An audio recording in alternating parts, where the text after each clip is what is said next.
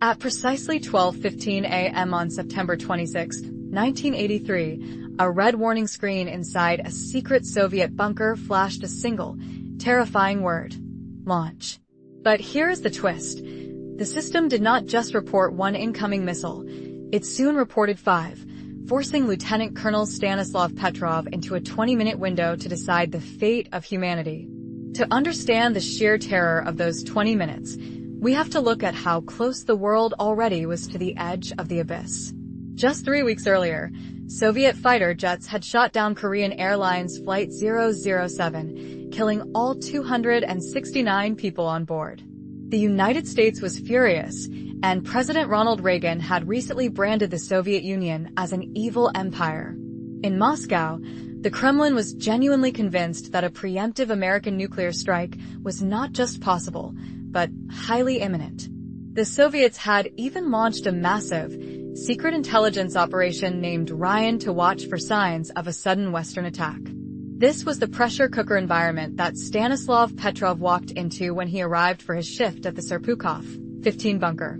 Serpukhov 15 was the nerve center of Oko, the Soviet Union's brand new satellite early warning system. Petrov was not even supposed to be on duty that night, but he was filling in for a colleague who had called in sick. As the duty officer, his job was simple on paper but monumentally heavy in practice: monitor the satellite feeds and report any launch to his superiors. Under Soviet military protocol, any reported launch required an immediate, massive retaliatory strike to destroy the U.S. before their missiles landed. Then, the siren wailed, a high-pitched, metallic shriek that echoed off the concrete walls of the bunker. The main display screen lit up with a giant red map of North America, showing a missile launch originating from a base in Montana. Petrov felt his chair melt away beneath him as his brain struggled to process the flashing red letters. The computer system was rating the reliability of this detection at the highest possible level, level 3. But Petrov had a gut feeling that something was deeply wrong with this picture. He knew that a real American first strike would not consist of a single missile, as that would be strategic suicide. If the United States wanted to destroy the Soviet Union, they would launch hundreds of missiles simultaneously to overwhelm their defenses. So, Petrov decided to wait, hoping his hypothesis was correct, but then the machine screamed again. A second missile was detected, then a third, then a fourth, and finally a fifth.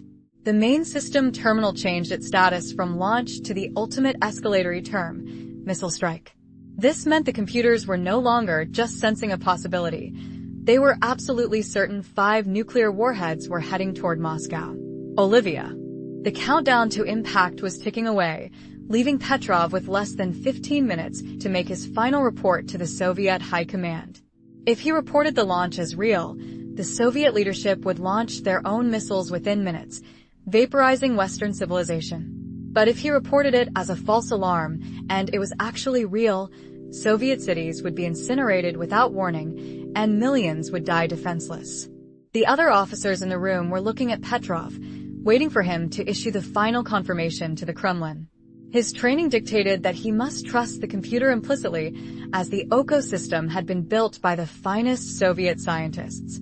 But Petrov knew that those scientists had rushed the satellite system into active duty far too quickly under intense political pressure. Furthermore, the ground radar units, which scanned the horizon for incoming missiles, showed absolutely nothing. But there was a catch. Those ground radars could only detect missiles once they cleared the curve of the Earth, which was far too late to react. Petrov took a deep breath, picked up the phone to the duty general at the Soviet Air Defense Headquarters, and made his decision. He told the general that the satellite alert was a false alarm, a glitch in machine. When he hung up, Petrov simply sat back in his chair and watched the clock tick down the agonizing minutes to the estimated impact time. If he was wrong, the sky over Moscow would soon turn brighter than 1,000 suns, and he would never know his mistake. The minutes crawled by like hours, until finally, the countdown hit 0, and nothing happened.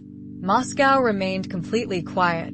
An investigation later revealed that the satellites had mistaken sunlight reflecting off high-altitude clouds for the exhaust of U.S. missiles.